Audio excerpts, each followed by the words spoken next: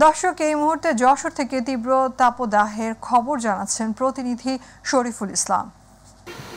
ধন্যবাদ আপনাকে।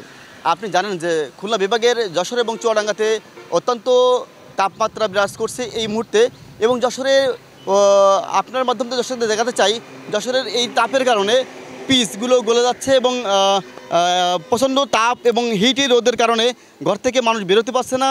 শ্রমিকজীবী মানুষ এবং রিক্সা চালক এবং অসহায় যারা খেটে খাওয়া মানুষগুলো কোনো অবস্থাতে বাইরে বেরোতে পারছেন না।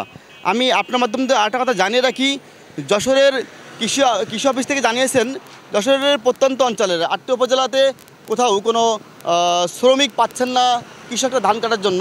এই মুহূর্তে ধানের মৌসুম এবং পেকে গেছে অত্যন্ত, যেগুলো দ্রুত কেটে নেওয়ার জন্য পরামর্শ দিচ্ছেন, কিন্তু শ্রমিক না পাওয়াতে কৃষকরা ধান কাটতে পারছেন না।